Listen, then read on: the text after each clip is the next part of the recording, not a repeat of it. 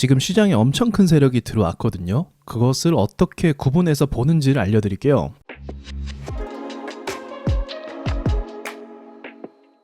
주식은 복잡하게 볼 필요가 없어요. 어차피 복잡하게 봐봤자 답도 없어요. 항상 주식을 심플하게 간단하게 볼 생각을 해야 되는데 이 원리로 보시면 됩니다. 지금 이 차트 창 위에 보시면 시가총액이 이렇게 나와 있죠. 코리아 서키트 회사가 시가총액이 4천억이에요. 여러분 시가총액 4천억이라는 규모의 회사는 굉장히 큰 겁니다. 그동안에 소형주들이 상승을 할 때 보통 시가총액이 1,000억 원 전후였어요. 이런 주식의 유통 비율이 한 60에서 80이다. 이렇게 되면은 시중에 돌고 있는 세력들이 매집할 수 있는 돈의 규모가 600억에서 800억이겠죠. 보통 이 정도를 평균으로 소형주들이 급등을 많이 했단 말이에요. 근데 이보다 더 많은 3, 4배가 더 많은 4천억, 5천억 이런 주식들이 급등을 한다. 이건 절대로 국내 세력들이 움직일 수 있는 규모가 아닙니다. 한 번 주식을 쏴서 올리는데 1,000억 원 이상의 돈을 투입시킨다. 거래 대금을 보시면 1,000억 원, 2,000억, 3,000억, 1조까지 터지는 걸 요즘 볼 수가 있죠. 그러니까 이런 규모 자체가 국내에서 커버할 수 있는 돈의 규모가 아니라는 거예요. 자, 그러면 차트를 간단하게 한번 돌려볼게요. 여러분이 주목하셔야 될 점은 요거예요. 요거 시가총액만 한번 보세요. 변화를. 자, 솔브레인 홀딩스 시가총액이 1조 4천억입니다. 엄청나죠. 근데 거래대금 3천억 이상 터지면서 급등을 했어요. 차트를 또 보실 때도 중요한 게 뭐예요? 롱바디 양봉이 만들어지는가. 이건 거의 뭐 상한가까지도 가기도 하고 20% 이상 급등이 나오기도 하고, 소형주 같은데 시가총액은 1조가 넘어가고 코스닥 150에 속한 주식이에요. 자, 더 비지온 어때요? 1조 5천억인데 주가가 급등주처럼 움직이죠.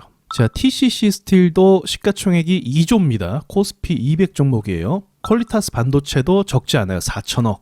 그리고 방산주 이 넥스원 주식도 어때요? 와, 3조가 거의 다 돼가는데 여기서 갭 띄우고 상한가 나오고 이러고 있어요. 이게 불과 최근 일이에요. 최근. 그러면 저는 이제 시황을 분석할 때 뭐 엄청난 노하우랄 것도 없어요. 이런 돈의 규모나 움직임을 보고 야, 이거 엄청난 돈들이 시장에 쏟아지고 있는데 이렇게 감지를 할 수가 있는 거죠. 그래서 최근 들어서 여러분께 한 몇 개월 전부터 시장의 수급이 괜찮다라고 말씀드렸고, 실제로 그 뒤에 이제 우량주들의 상승 행렬이 이어지는 부분이 있었죠. 그래서 여러분께서 주식을 투자할 때 이 돈을 따라가시면 돼요. 시가총액이 큰 주식들이 얼만큼 잘 움직이냐 이런 거를 보시면서 판단을 좀 해보시면은 좀 더 수월하게 매매를 할 수가 있거든요. 그리고 또 이런 시점을 가지면 좋은 게 뭐냐면 나중에 여러분께서 이제 산업의 변화나 경제의 트렌드가 어디로 가느냐를 좀 분석하실 때 이 시가총액이 큰 종목들이 어떻게 움직이느냐에 따라서 돈의 움직임도 관찰할 수가 있어요. 그래서 주식을 배우면 시야가 넓어지는 이유가 바로 그런 겁니다. 돈이 어디로 쏠리고 있는지를 우리는 실시간으로 보기 때문에 그런 거죠.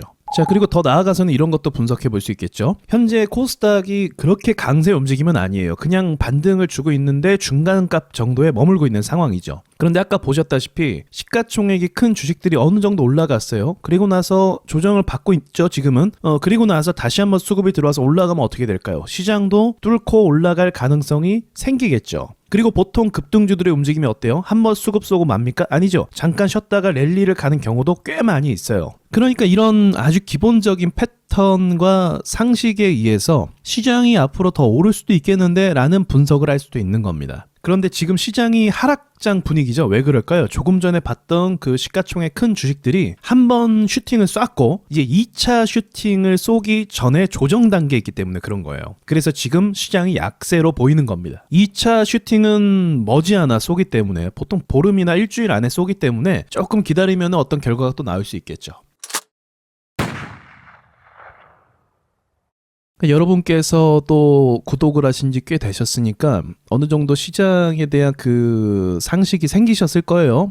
거기에 제가 보는 이런 관점을 더해서 주식시장을 보시면 한결 더 이제 편해지실 겁니다. 왜냐면 그전에는 야, 이게 뭔지 아무것도 모르잖아요. 이게 오르는 건지 내리는 건 좋은 건지 아닌지 모르잖아요. 헷갈리잖아요. 근데 이런 노하우 몇 개만 장착을 하면 시장의 방향성에 대해서 시장이 지금 어떤 상황인지 그전에 비해서 어떻게 변화가 되고 있는지를 쉽게 알 수가 있어요. 자, 여기까지 말씀드리고 마치겠습니다.